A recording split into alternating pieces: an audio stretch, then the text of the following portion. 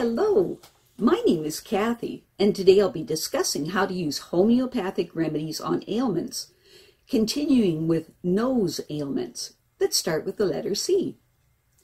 But before I do this, I wanted to let you know that because I have a great many videos now on many different topics, that I've decided to make several different video playlists so that it's easier to find the videos of greatest interest. So please check out my playlist page.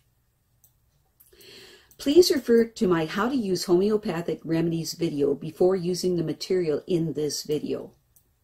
Now, I'll be discussing how to use homeopathic remedies on specific ailments, but I've broken these ailments into categories for easier reference. I'll begin with ailments of the mind and emotions, then I'll move on to ailments of the brain and nervous system.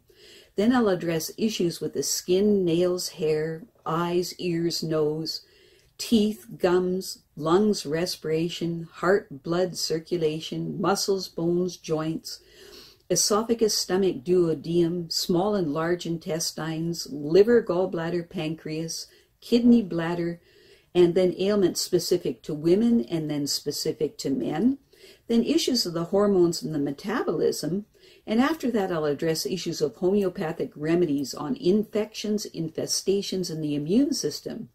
Then issues surrounding fertility, pregnancy, and surrounding childbirth and postnatal problems. Then homeopathic remedies that address special problems in infants, ailments and diseases in childhood, and special issues of adolescence. And finally, special issues of the elderly. Constitutional treatment involves treating the totality of the individual person. Everyone is a unique individual with a unique physiology that responds to substances differently. In homeopathy, it's recognized that people will react strongly to certain remedies, and as a result of this, they can be loosely placed into different categories called constitutional types. Homeopaths talk, for example, of phosphoric types. These are people who react strongly to phosphorus, or arsenicum album types. Those who react strongly to arsenicum album. The belief is that people of one type share similarities in terms of body shape, character, and personality, and the sorts of diseases from which they suffer. As an example, Natrum Mur people tend to be pear-shaped, have a dark complexion, be fastidious and rigid in personality, and keep themselves to themselves. They also crave salt and suffer from constipation.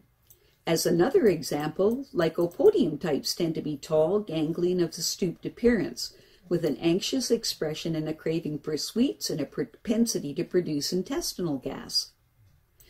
Now, of course, constitutional treatments have their limitations. In reality, each person is an individual, and so there are as many constitutional types as there are human beings, and an account must be taken of the sum total of the person's inherent predispositions, past illnesses, diet, general reactions towards the environment, intellectual and emotional features, and general attitude towards life. This is what is meant by constitutional treatment. Now, I'll be making detailed videos of the various constitutional types after I've completed the use of homeopathic remedies on ailments. The ideas, procedures, and suggestions in this video and all my homeopathic videos are not intended as a substitute for the medical advice of a trained health professional. Consult your physician before adopting the suggestions in this video. If you're pregnant, do not attempt these techniques without approval of your physician. So let's continue with learning how homeopathic treatments can help with nose ailments. Today we'll continue with nose ailments that begin with the letter C. Noses are designed to moisten, warm, and filter air before it is drawn into the delicate recesses of the lungs. With every breath of air, millions of foreign bodies, dust particles, spores, airborne chemicals, viruses, bacteria gain entry to the body. Anything the nose, adenoids, and tonsils cannot deal with passes into the lungs. To function properly, the inside of the nose must be moist, warm, and sensitive. The nasal cavity, divided into two by a septum of cartilage and bone, and guarded by its twin entrances by hair, is lined with millions of blood capillaries and mucus-producing cells. Projecting into the top of the nasal cavity are more hairs and microscopic in size that trap odor molecules and stimulate the endings of the olfactory nerve. Paired sinuses lead off the nasal cavity. Their function is to add resonance to the voice. Under normal circumstances, they are air-filled, but if their moist linings become irritated or inflamed by infections spreading from other parts of the upper respiratory tract, they fill with fluid, causing the whole area around the nose and eyes to feel tender and congested. Allergies can also block sinuses. According to one theory, there are 7 primary odor categories, each with its own kind of receptor in the nose. The brain mixes the information coming from the 50 million or so smell receptors in the nose and forms a smell picture. Though human beings are rather poor smellers in comparison with other animals, someone with a good sense of smell can recognize several thousand distinct smells. The olfactory lobe is connected to various structures on or near the lower surface of the forebrain, specifically to areas associated with memory and emotion. Smoking and any condition that causes a runny or blocked up nose impairs sensitivity to smells. Colds. A cold is a virus infection that causes inflammation of the mucous membranes lining the nose and a watery discharge that rapidly becomes thick and yellowish, and sometimes there is a slight or moderate fever. If the immunity is low, infection can spread to the sinus, ears, throat, larynx, trachea, and bronchial tubes.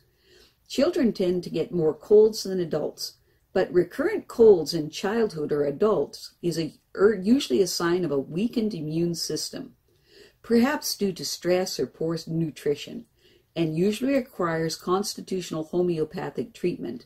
In acute cases, the remedies that follow are recommended. Specific remedies, to be taken every 2 hours for up to 4 doses.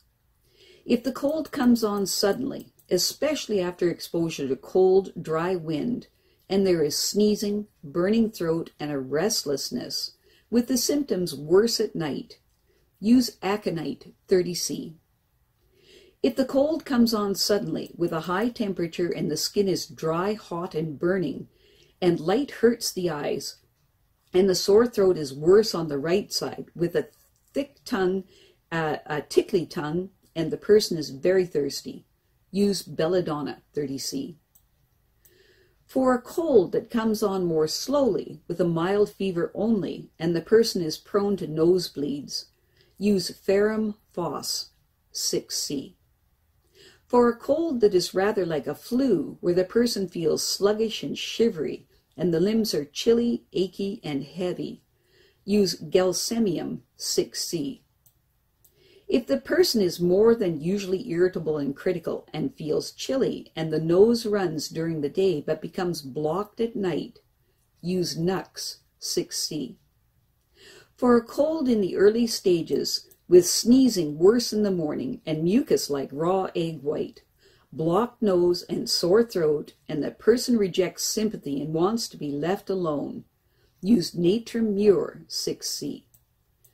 For sweating, excessive salivation, sneezing, and with thick mucus that is yellowish green and bad breath, use Mercurius 6C. If the person is not at all thirsty but wants lots of attention and sympathy, use Pulsatilla 6C.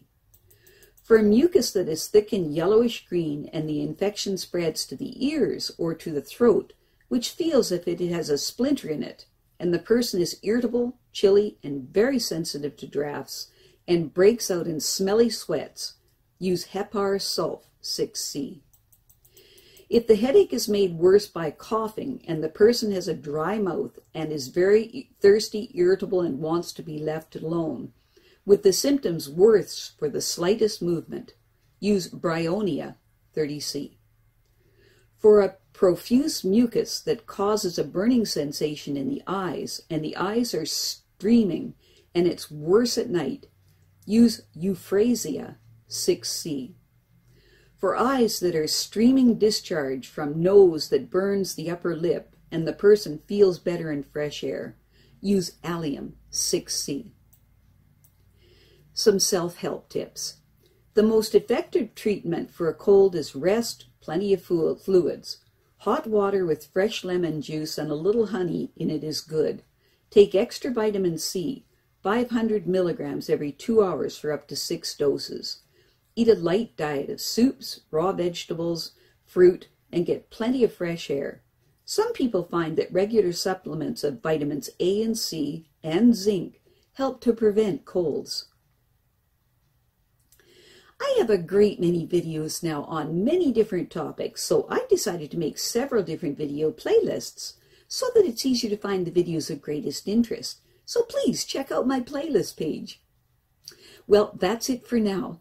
To stay up to date with my latest videos, make sure to subscribe to this free YouTube channel by clicking the red subscribe button right below this video. Take care.